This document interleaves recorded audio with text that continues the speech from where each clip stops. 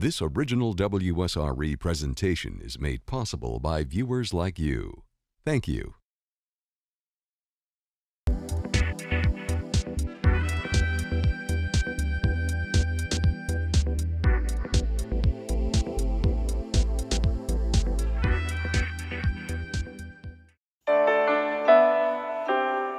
This is the dream, grown young. The dream so bravely tended. Through a century of fears, through the years of working, praying, striving, learning, the dream become a beacon, brightly burning.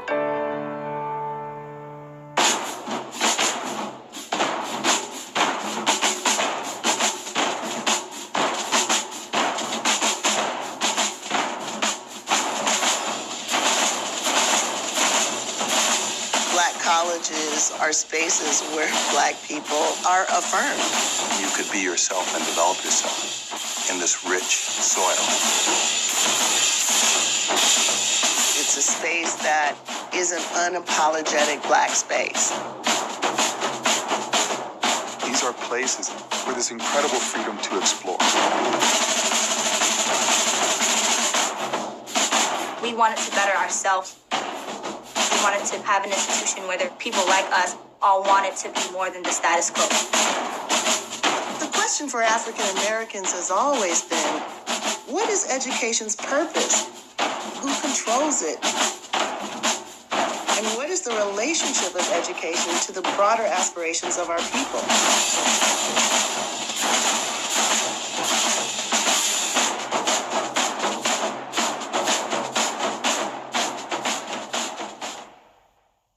You've been watching the first few minutes of the story of historical Black colleges and universities in the award-winning documentary, Tell Them We Are Rising. Hi, everyone. I'm Dee Dee Sharp, and this is a special edition of The Aware Show. We're glad to have you right there with us. Today, we want to look at the significant roles HBCUs have played in American history and in the African American experience, culture, and heritage. Today, we're joined in the studio by community leaders who have either graduated, worked for, or have been mentored by someone associated with an HBCU. We'll get to them momentarily, but we'll also be joined by phone by the producer and director of the documentary, Tell Them We Are Rising. That and more still coming up, but first, I want you to take another look and listen.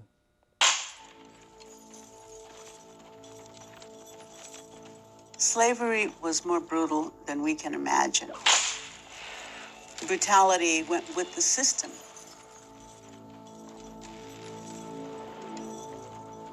But there's another type of brutality that took place during slavery, and that was the brutality of ignorance. Keeping intellectual thought, keeping learning, keeping reading, knowledge from slaves. The more that a system denies you the chance to read and to write, the more that thing, reading and writing, becomes valuable, becomes precious, becomes a prize that you must have. I had no schooling whatsoever while I was a slave. On several occasions, I went as far as a schoolhouse door with one of my young mistresses.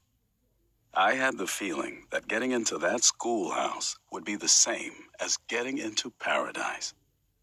Booker T. Washington. When they saw white people reading, enslaved people called that talking to books.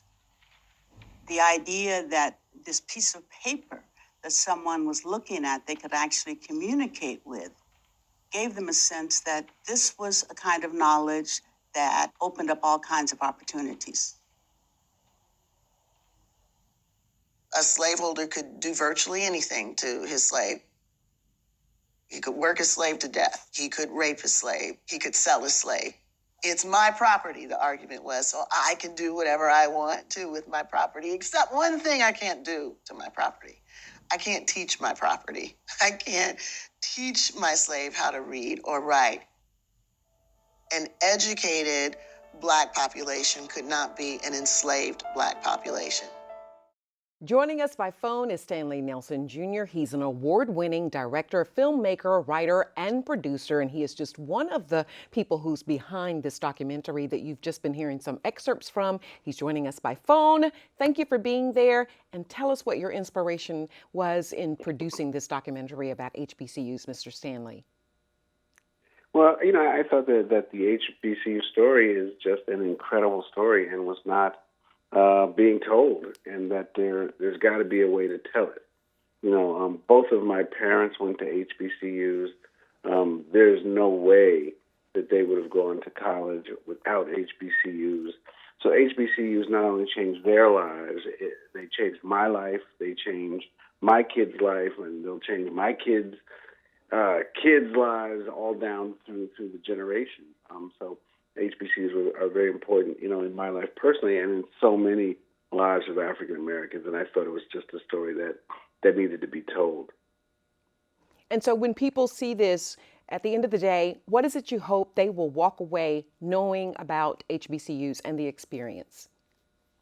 Well, I hope people understand the long legacy of HBCUs, how important HBCUs have been in creating not only the African American society we know, but also in creating America that we know and creating the world that we live in. There's been no institution like HBCUs, and I hope that one of the things you get from the film is an understanding of HBCUs' importance, throughout the years. Okay, Mr. Stanley, we thank you so much. We know you have to go, but we appreciate you for sharing just a few minutes with us, and we appreciate this documentary, and we wish you the best in the future and all the other endeavors that you have. Thank you so much. I really appreciate the chance to talk a little bit about the film. Thanks again. All right, thank you. By the way, Nelson is a recipient of the 2013 National Humanities Medal from President Barack Obama, and he has also won 3 Primetime Emmys and is the recipient of many awards as well. Congratulations to him, and again, we thank Mr. Stanley Nelson for joining us here on The Aware Show. Coming up, we introduce you to a few of our community leaders who are affiliated with HBCUs, but first, let's take a watch and a listen at this.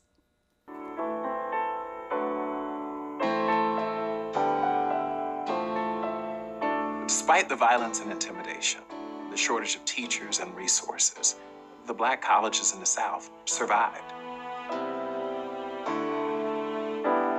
And they began to produce their first graduates. Many of whom were formerly enslaved.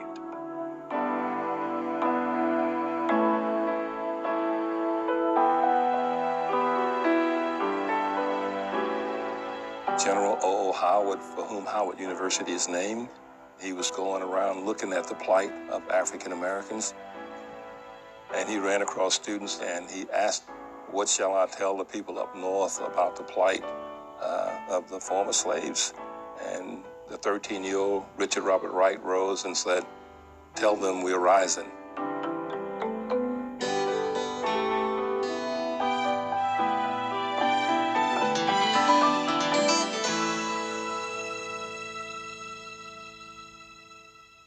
And joining us now in the studio to tell us how historically Black colleges and universities are still rising are my guests. They include Dr. Lusharon Wiley, Director of Culture at Innisfree Hotels. Prior to that, she served as a Senior Associate Dean and Director of Case Management at the University of West Florida. Next, we have Mr. Reginald Parker, an electrical engineer and the utilities and engineer manager for Whiting Field. Currently, he is the president of the Pensacola chapter of FAMU's National Alumni Association. We also have this lovely face. Dr. Shai Hall is a graduate of Bethune Cookman University and received her doctorate of dental surgery from the University of Maryland. She has been practicing dentistry for more than 20 years and currently works with the Neighborhood Medical Center providing dental care for the Tallahassee, Florida community. And last, but certainly not least, is this familiar face to The Aware Show, David Alexander III, who retired as the first African-American chief of police for the city of Pensacola. He is now a business and a community leader, and he serves as a role model for many of our youth in the community. thank you all for being here on the Aware Show. And my thought that came to me was for all of you being role models in the community as well. Thank you. Thank you for being here. You know what? I'm going to say this just off the top of the show. I was talking in the green room to you all, and I was saying I missed having the African American experience at a HBCU school, and then I realized I did go to Bishop State Community College in Mobile, all right. So I was right in there, yes. And you were too. We're talking about Tell Them We Are Rising and the documentary off the top of the show that Mr. Nelson was able to produce, just from the excerpts and from perhaps maybe one or two of you watching the documentary already. What are we thinking about what he was able to present as the African American experience of HBCUs? Well, one of the things I think that it really it spells out the resilience that exists in the African American culture, but in addition, it also lets the viewers know that going to a historic Black college is a way to really solidify the foundation for our younger generation and give them appreciation for the history and how to use that history to move forward. And I think it's something that I was able to pass on to my kids and a lot of the kids that I've talked to that are now graduates from historic Black colleges. Very good. Hopefully, if you haven't seen this documentary, you will, because it actually chronicles the HBCU historical perspective from slavery all the way through until now. And it's so good because it really helps you to understand and put into perspective how all of this came to be, that it was necessary to have HBCUs to give us an opportunity to become educated in the higher education system. And for the most part, that's how we got educated, was from people who got educated at these HBCUs. Exactly. They were teachers, they were engineers, they were lawyers, they became doctors. And so we benefited from the contributions that they made to our community and to our lives, and we still do. And you all are examples of us continuing to. So again, thank you for being on The Aware Show. I want to talk about your experiences, Reginald, and I'll start with you and where you went to school. We kind of mentioned it at the top of the show, but tell us a little bit about why you chose FAMU and your experience there. Well, I was born and raised here in Pensacola. I graduated from Booker T. Washington High School, where I was the senior class president. And both my twin brother and I, we made the decision to go to college and to become engineers. At that time, we didn't know much about FAMU at all. But one of our teachers took us on a tour to the university. And as soon as we got out the car, it just felt like family and just felt like someplace we needed to be. So we made the decision that this is where we're going to go. We don't know how we're going to pay for it, but this is certainly something that we want to be a part of. And the president of the university, Dr. Humphreys, actually called our mom and offered both of us a scholarship. And so we were able to go to the university. And having that experience at the HBCU, it afforded me the opportunity to travel throughout 39 states in the U.S., travel to 13 countries based on the employers that I've worked with, the Navy, the Air Force, manufacturing. So for me, the HBCU has really been an eye-opening experience, and it's been great for me and my twin brother as well. I love how you talk about your HBCU experience taking you to places that you may not have gone had you not had that. Tell us about that. In addition to that, I mean, I've gone to 39 states, I've gone to working, I've gone to London to work, I've gone to Mexico with work, I've gone to Canada with work. In addition to that, even when I was at the university, I was able to meet such a diverse group of people, not just African American students, but students from all over the world, a number of different walks of life. It's just been a great experience for me. So.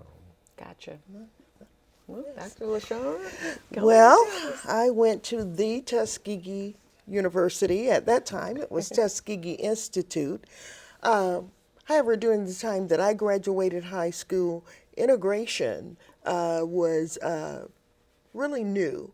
And so for many of us who had grown up in all Black communities and gone to all Black K through 12, it was considered the thing to do. In addition, acceptance into historically white institutions, while that was occurring, there was also a lot of resistance. And many of you have probably seen Wallace when he stood at the door of the University of Alabama. So for us, for me, to be able to go to Tuskegee University, to know that I would be in an environment where I was accepted, and that I had read about in the book. So for me, at 9 years old, when I read about Booker T. Washington and Dr. George Washington Carver, I decided then that's where I want to be. So it was a dream come true. You go, girl. Yes, thank you. Thank you. I'm going to come back to you in just a minute with some more questions, but I'm going to keep it moving. So we'll give you an opportunity to tell about your experience at Morehouse. Well, actually, I guess you could say I was mentored by someone who had graduated from historic Black College. My basketball coach, Norm Ross, was a graduate at Alabama State, and so he introduced me to the idea of going to Morehouse College, which at that time I was a student at Escambia High School, and we were going through a lot of racial turmoil at the campus. So a lot of the education about history of African Americans, I really didn't get that. All I was dealing with was the things that would happen on a day-to-day basis. But when I did get to Morehouse, I really got a real good lesson on Black history. And what it did is it gave me the resilience. I came out of a community that was pretty much racially mixed, and not knowing then that there would be a greater demand to be able to blend in a diverse community and yet maintain your identity. So it gave me that resilience I needed going through the Black college experience. One thing I can tell you, and I pass this on to my kids, you will learn how to handle your business going to Black colleges because you didn't have the fancy computers that would print out everything for you. And if you didn't do things during the pre-registration time, then you got in the rat race of going from one building to the next because you were being assisted by students. And most of the time, people that got their stuff done during pre-registration, they've already gotten their IDs and their keys and they've gone to class. So that was something that, although I talked to my friends that have gone to other historic Black colleges, and it was the same thing. So that was something I passed on to my kids, that learn how to handle your business. And what it did, it built that resilience you're going to need, that as you face obstacles in the workplace and changing from one job or one career to the next, that you maintain that resilience. You know how to survive. It's in your DNA. It's been taught to you over many years, over many decades through those who have come before you. So I was there with Spike Lee at Morehouse College, and he actually did a movie about school days, which kind of depicted the college life and how you get that resilience of surviving it. And I was just, like I said, I was exposed to a lot of things that right here in Pensacola I didn't necessarily get. But when I came back, it made me a different kind of leader. I can operate even today with obstacles that may come from historically difficult situations, racially charged, socially charged, but I'm able to navigate it through it because of some of the things I've learned and picked up from historic Black college. I love the practical example that you give about having to navigate your world at the HBCU to make sure you were handling your business because it came with some consequences if you didn't. I love it. Most college campuses were hot, and when you had to go from financial aid to housing, from housing back to admissions, it was not a nice trip. This will not happen next semester. So when I went home, I was registered. All I had to do was sign my name and get my room key. That's good stuff. Shai? Well, I'm born and raised here in Pensacola, Florida, and I have the DNA of HBCU in my blood. I come from a family of educators, so I always knew I was going to go to college and it was going to be HBCU. I was shared with you earlier that I thought it was going to be Tuskegee University because most of my aunts and cousins went to Tuskegee. I grew up going to homecoming there, but I had a similar experience as Reginald. The Alumni Association of Bethune Cookman College took a group of students down to Daytona Beach, and my eyes were opened. I had a great experience there during basketball homecoming, and the rest is history. I said, Mom, I'm going to Daytona Beach. I'm going to Bethune Cookman College. And of course, she was a little traumatized because it was 6 hours away, but it was a rich history there, and I'm so glad I was afforded the opportunity to get my education there. That must have been very difficult to be at Daytona Beach my in goodness. school. Yes, it was challenging. And then you're from Pensacola. Yes, I'm from so Pensacola. It's just as challenging, right? Yeah. Yeah. Yes. You were used to it, right? I was used to it. I was a beach girl, so I was just going back to another beach. Gotta love the beaches. All right, well, there are 101 HBCUs in the United States, including both public and private institutions. There are 12 in Alabama and 5 here in the state of Florida. That includes Florida Agricultural and Mechanical University, and that's where Reginald went, and he's here to tell us a little bit more about what was going on there just a few weeks ago here in Pensacola in terms of an event that was held here locally. Yes, we just had on June 8th at the Dr. E.S. Cobb Center, we had our annual scholarship luncheon. And the purpose of that luncheon is we raise funds for students from Escambia and Santa Rosa County who are currently 12th graders who want to enroll at FAMU in the fall. So we do this every year. We also obtain sponsors. This year we were able to give out $5,250 to 3 deserving students. We also had some local performers. The Young Leaders of Tomorrow performed, as well as the Red Diamonds. In addition to that, we're able to give everyone a meal as well. This is our 4th year doing the annual luncheon.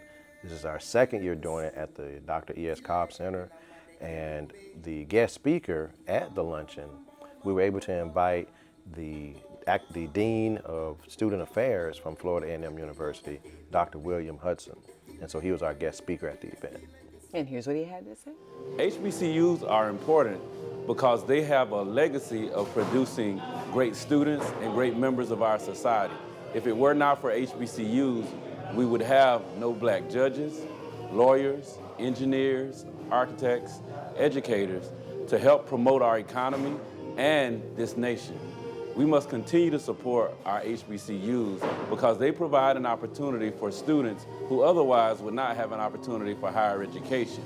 We are known for turning students who are thought of as cold into bright diamonds, and we continue to do so. FAMU is the #1 producer of bachelor degrees for African Americans in the United States. We are also the #1 producer of PhDs in the STEM area, which is science, technology, engineering, and math. We work collaboratively with other universities, HBCUs, and predominantly white institutions to further the education of our great students and scholars throughout the United States. It's no wonder that Dr. Hudson is in the video doing a soundbite talking about FAMU being #1 producing this and #1 producing that. You're very proud. You all are very proud of your HBCU. Exactly. It's like family. We actually use the word family when we talk about FAMU. You go. That's very good. I also want to tell you a little bit about this. I was a student at LaFleur High School in Mobile, Alabama. The Rattlers. The mighty Rattlers, the mighty marching Rattlers. And of course, a lot of what we learned came from FAMU and the Rattlers. I'm sure some of the teachers also came from FAMU too. For sure. Yeah, no doubt. So I definitely benefited from FAMU and the contributions that some of the graduates and some of the people who just came back to teach us what they knew from the band had to contribute to us. So much love for FAMU. And I know this one over here is just dying to talk more about Tuskegee. I am. The rivalry and the competitiveness of all of these schools is a beautiful thing because it's not to be something that you tear one another down. It's actually building one another up. I'm going to let you say a little bit about Tuskegee, and then we're going to come over here with Bethune Cookman and Morehouse. Well, go ahead. by the time here I we go. finish She's straightening talking, up there for may us. not be enough time. But I do want to say, really, when we think about Pensacola and we think about Daniel Chappie James Jr. To be, and I like to say this, yes, he was the first African American 4-star general. But what we really need to embrace is the fact that he was a 4-star general, because there are very few of those, and his hometown is Pensacola, and his family still resides here. So when we think of when we think of General Chappie James, we also think about the Tuskegee Airmen. We think about the fact that Tuskegee was the only HBCU to have a VA that was at that institution, and it was the only one that was fully staffed by all African Americans. As you know, the Tuskegee Airmen were also an all-black unit, and their triumphs are well known. But we also had a lot of fun at Tuskegee, so we had the Commodores, and I happened to have been there when they were still rocking it. So we not only have the STEM with the School of Veterinary Medicine, which still produces today more black veterinarians than any other schools combined in the nation. So yes, there's a place for what we do. And one of the things I do want to say before I start preaching is this: whether it's FAMU, Howard, whatever the HBCU, one thing that our children need to know is that they can succeed. They do succeed. Yes. We believe that they can do it. And if you look back historically, we were always good at the math and sciences. So don't hear voices that tell you you can't. You can. We believe in you, and so do the HBCUs. I love it a lot. Thank you. Thank you. You go, girl. What you gonna do with that, Morehouse? Well, see, the thing about it, at Morehouse, I was a basketball player, and I had one of the worst games in my life in college basketball at Tuskegee University. Mm-hmm. You remember the movie Carrie, where the voices heard that they're all gonna laugh at you? Mm-hmm. When we played Tuskegee, I got up off the ground during a game so many times that I felt like I spent more time on the ground than I did. It was a tough game, and when I left Tuskegee that night, I did not want to see Tuskegee ever again. But guess what? My son got a scholarship to play basketball, also to pursue engineering at Tuskegee. So Tuskegee wound up being one of the greatest universities, historic black university in my heart, because of the things they exposed him to when he got there. He was so excited about going after he had graduated from Pensacola State College. He picked up the book Up From Slavery, and he read that book before he even filled out the paperwork for a scholarship. And so he has gone on to get his bachelor's degree in engineering, his master's in engineering, and he worked now in Los Alamos, the National Lab. And all of those teachers, when you talk about families in historic black colleges, it really is, it's a true family, because those teachers invest in your future, and they bring you into a network that's not only statewide, nationwide, but is worldwide. He's gone all over in Africa on engineering projects. And so even now he's going to be at the University of Texas, El Paso in the fall, pursuing his PhD. And one thing he'll tell you, and I hear him tell other relatives in the family that are thinking about going to college, he tell them, handle your business. And that's why I said it teaches you not only to be resilient, but the networking, and also the fun and camaraderie just with the rivals. I mean, it's exciting to, I should have packed my bags with a lot of stuff when I came here today, because it's just so much stuff you can kind of talk about that creates that camaraderie and that competitiveness that exists not just in the atmosphere, but then when they go out into the world, into professions, they remain competitive. Good stuff. Shai?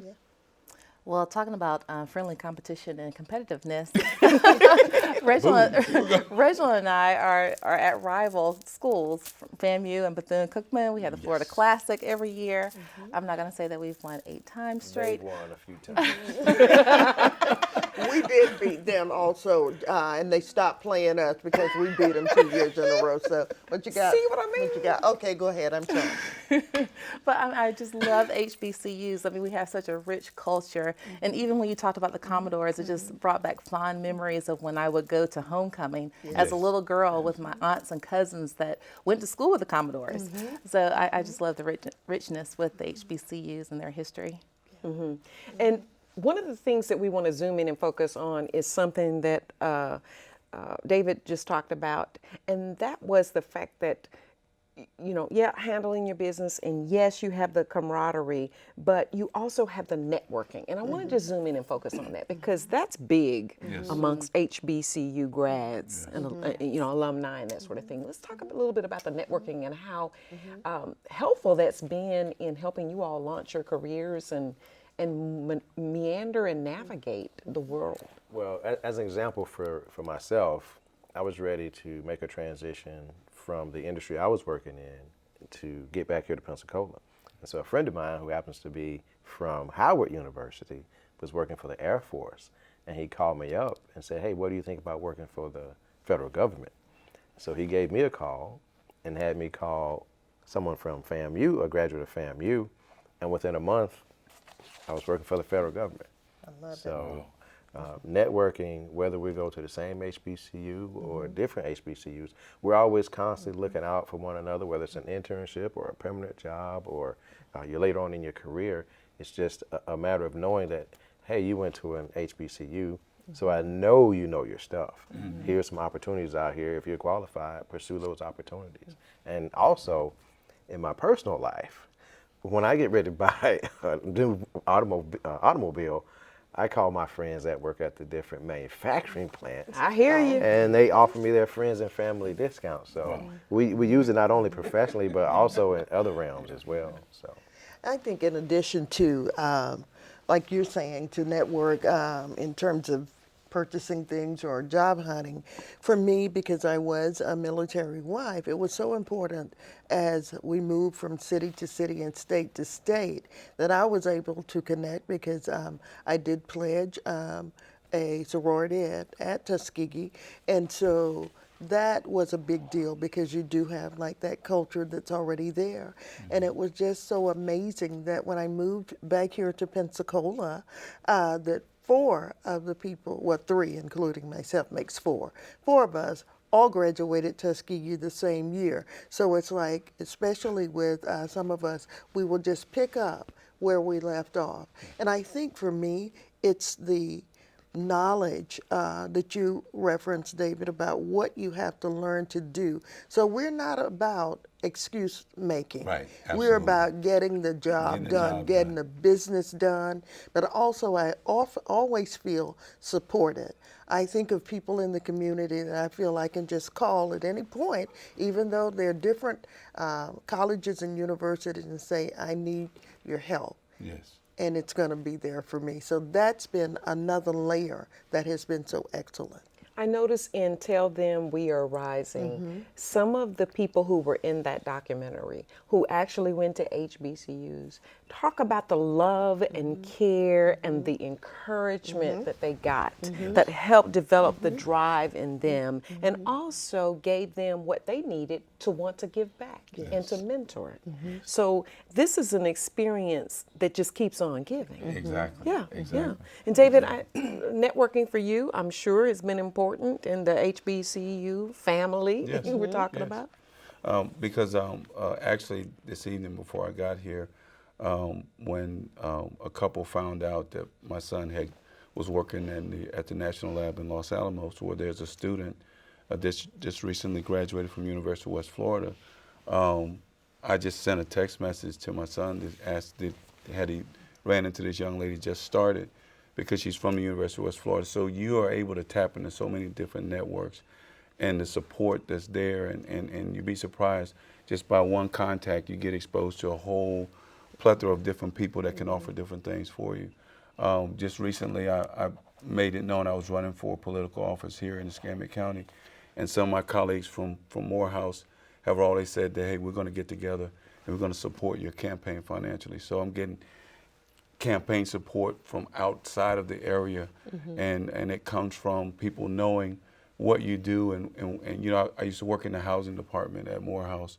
That was one of my work study jobs, and so I got to know a lot of students, and and it was also a way to make sure I had housing secured when it was time to come back to school, because you did not want to be in Atlanta without housing. That's right. Oh no, you don't.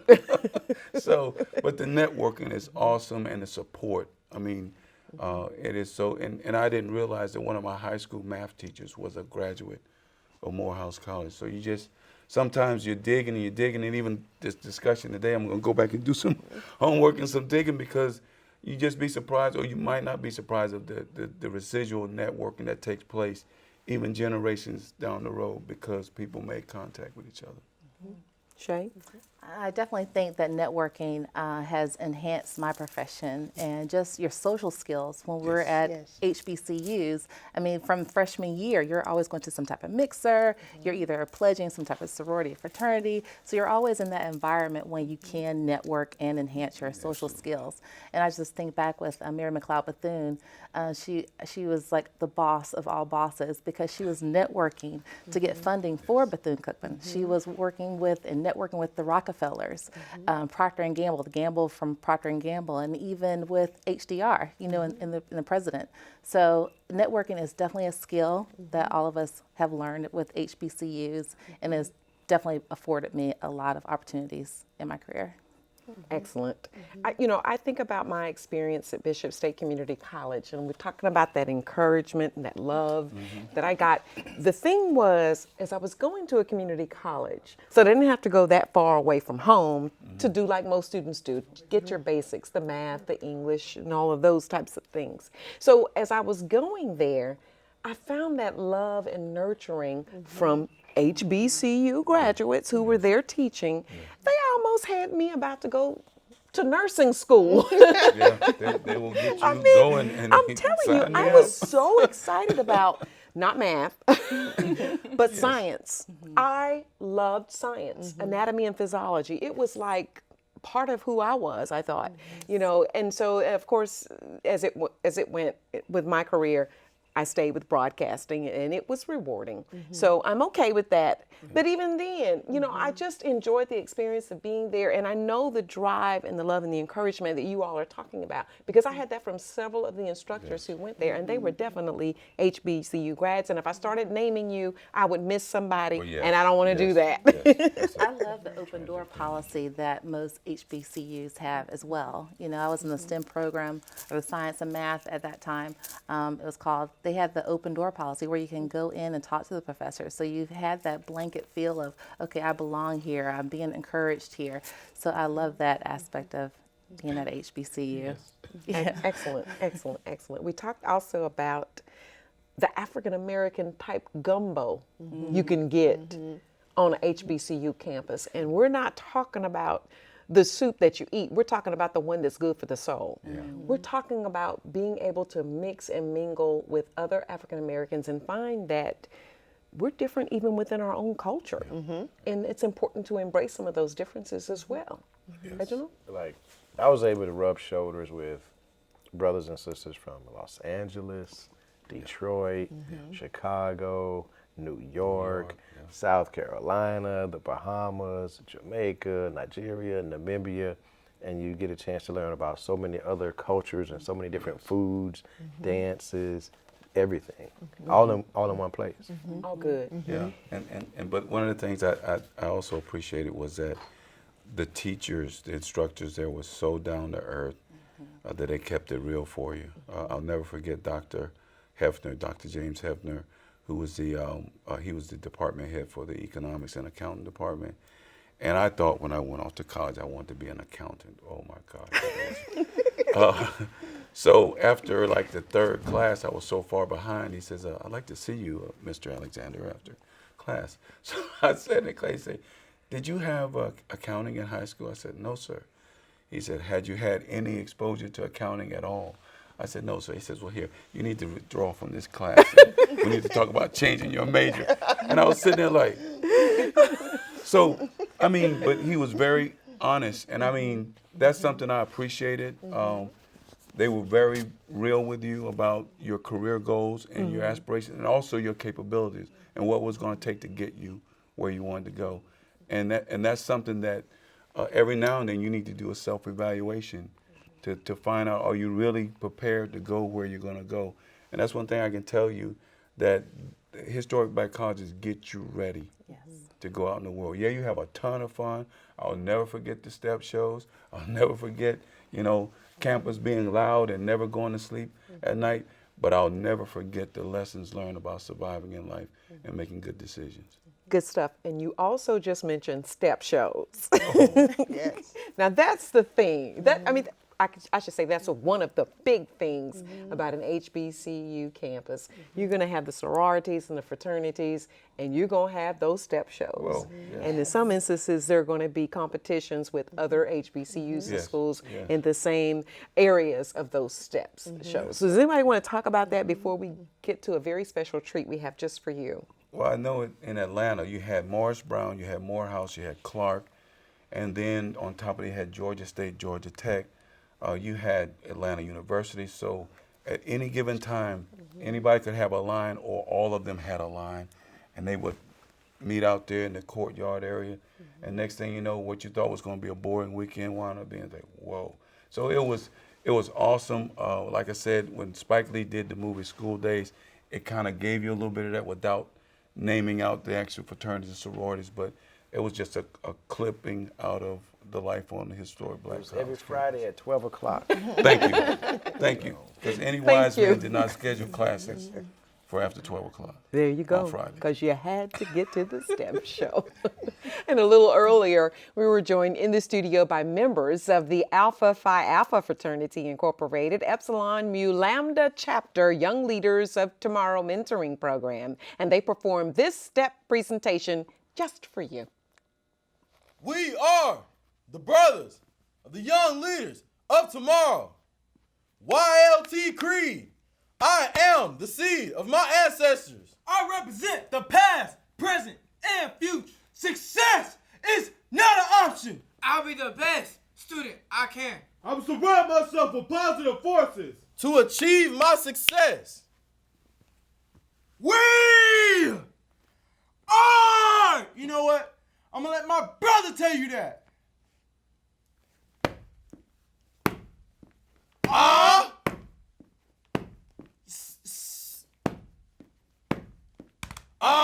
YLT move.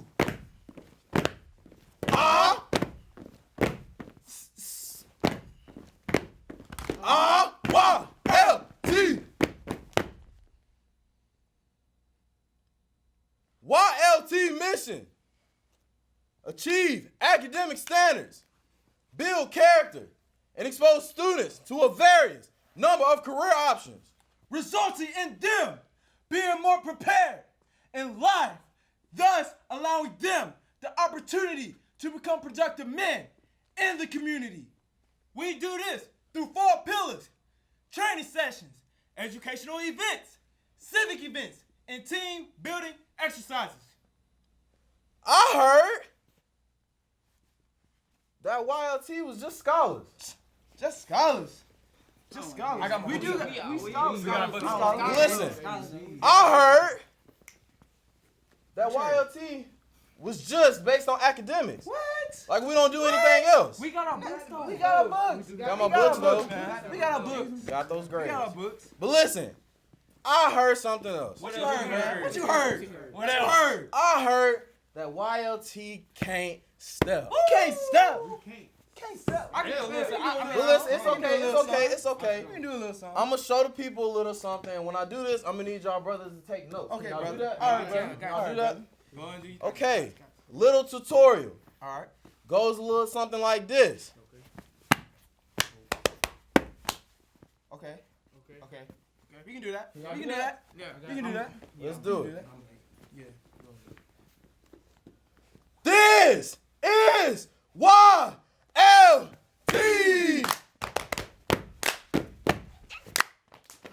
Move.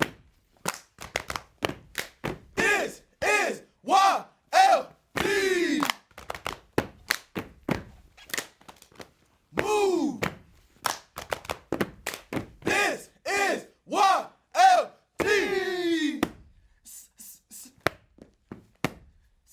Woo! This is YLT.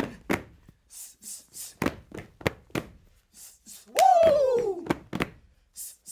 This is YLT.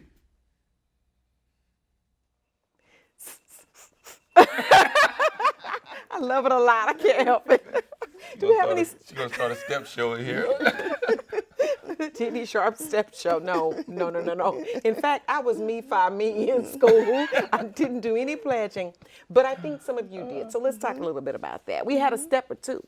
Let's talk about it, Shai. Just watching that video gave me fond memories of practicing late at night with my sorority, Delta Sigma Theta sorority, and we had several step shows and won several step shows, I have to say.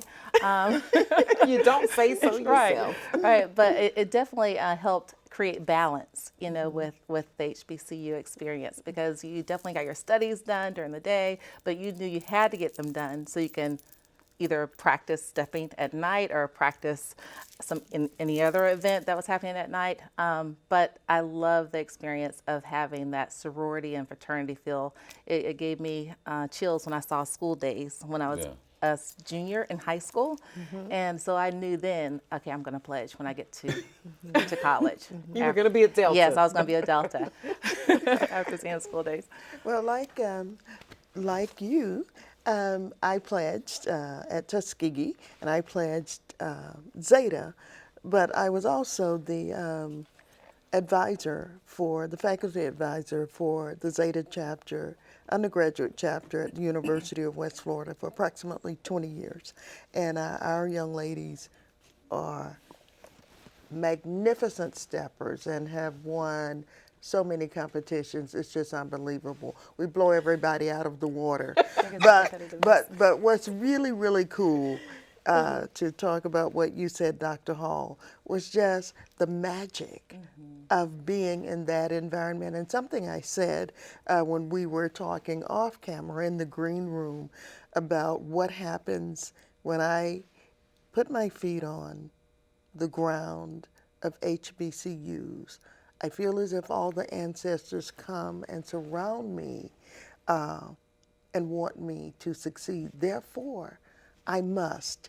And I think maybe that's something that we don't get at all colleges and universities that we go to.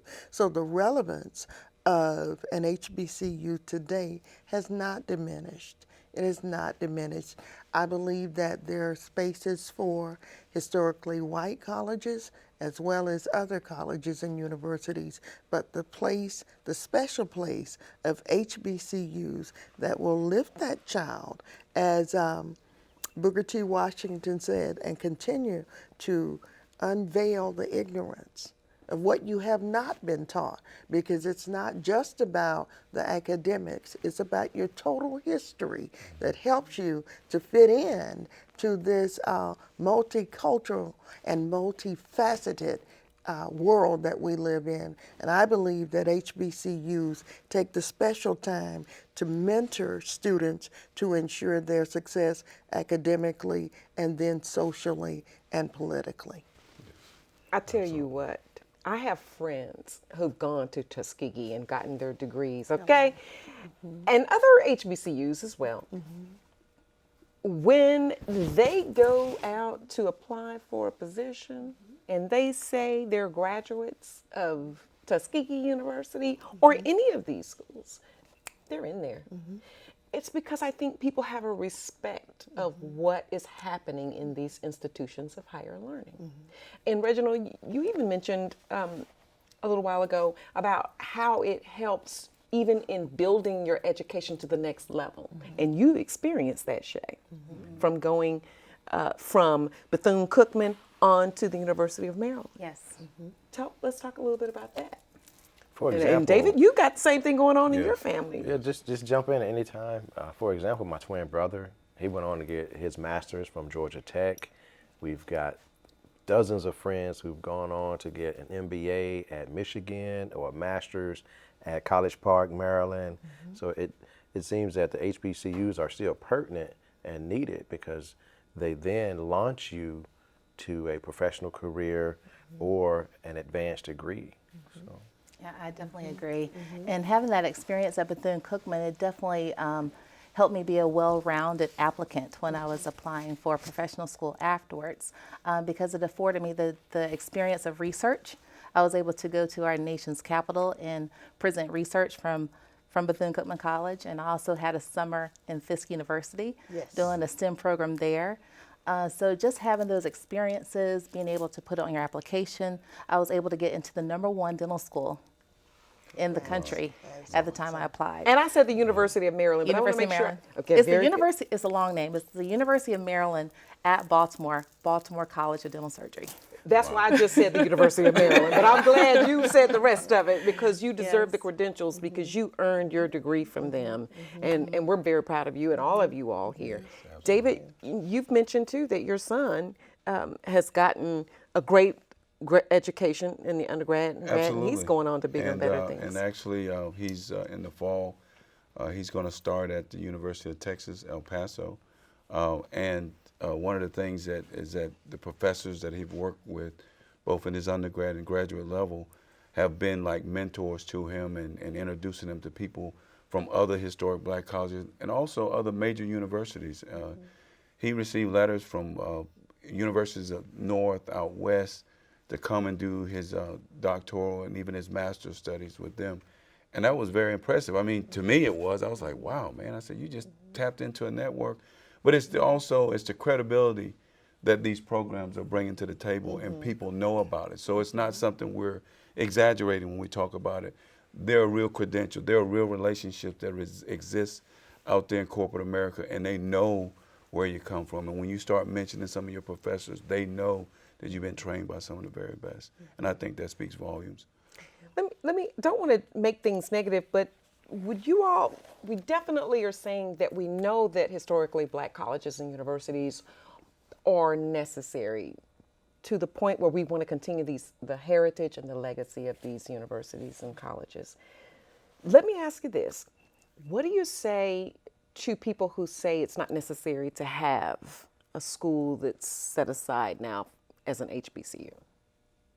Well, I would say if you look at, and I don't have the exact numbers with me, but if you look at the number of doctors, lawyers, dentists, judges, African American ones that is, if you look at that number and you see that 50% of them graduated from an HBCU, if you didn't have the HBCU, where would they have, that 50% have come from?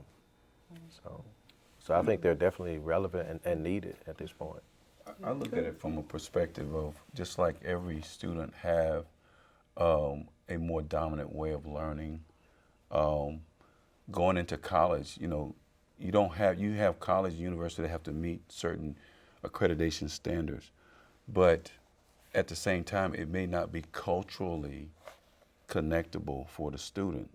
So what I think Historic Black College does is allow the student to connect in a way that otherwise they may not ever be able to connect and learn and actually learn different ways of learning so that when they go to major universities that are traditionally white universities, they're not just there in a different world. It's not, they know how to make the transition.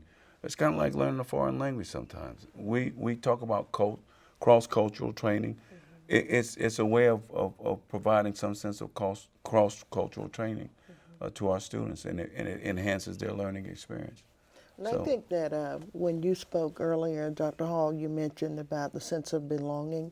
I think that Maslow tells us that one of the essentials for life is belonging. You have to feel that you belong. And so for me, I believe that some students will be fine in whatever environment, but for some others that have to be nurtured along, that have to first of all believe that you care, believe that I belong, so that my environment, the culture that is created, is one that I will flourish in. And so I have to echo what you're saying, and too often in the work that I did for 24 plus years at the University of West Florida, I got the opportunity to talk with a lot of students to explore in depth with them. What are they feeling? How are they feeling in the classroom? Are they feeling that they're being challenged in a positive way? Do they feel like they belong? Do they feel that the instructor cares? If I know that you care, if I know that you believe in me, if I feel that I belong, the likelihood of my success will rise. To that point, when I mentioned about Dr. Hefner having that heart-to-heart with me about changing my major, By the way, I changed my major 5 times. But at least you're honest. But had I been at a predominantly white college, I don't think I could have taken that the same way, without thinking it was a push down, a put down, based on the environment I had come out of from high school, because I had come out of a racially charged environment, whereas the put down was something that was used, you know, the slurs and all the myths. So it would have been difficult for me to take that constructively, and as they say, you know, grab your boots and lace them up and then get out there and try it again. So I tried 5 different times. Finally, I come into law enforcement, which is what my heart was with in the first place. And I had allowed other people to sway me in other different directions. So I wouldn't have been able to take that, I don't think, as constructively if I had been at a predominantly white college. At FAMU, we call it excellence with caring. So, yeah. Gotcha. Shai? Yeah. Well, I'll just say that culture there, to be yourself and be comfortable with yourself and have your peers around you, definitely helped the situation because you were able to interact and have that accountability with your peers and the professors. So I definitely love that experience at the HBCUs, that you were able to have that camaraderie and that accountability with your peers and feel comfortable in that environment. Because I came from a predominantly white environment here in Pensacola, you know, from elementary school, middle school, high school. And when I went to college, it was a culture shock for me. But it was a great experience, and it definitely shaped me into the woman I am today. Any one of y'all could do an easy recruitment into these institutions where you went to school because of the genuine love and the experiences that you share. And you come from different perspectives in explicating your experience. And so it's very interesting to hear you talk about that. I almost feel like if you didn't go to an HBCU, you missed out on something. Well, I tell you, you did. You'd be outside of a good conversation. I see. Thank you, Bishop State Community College, because I can be inside this conversation.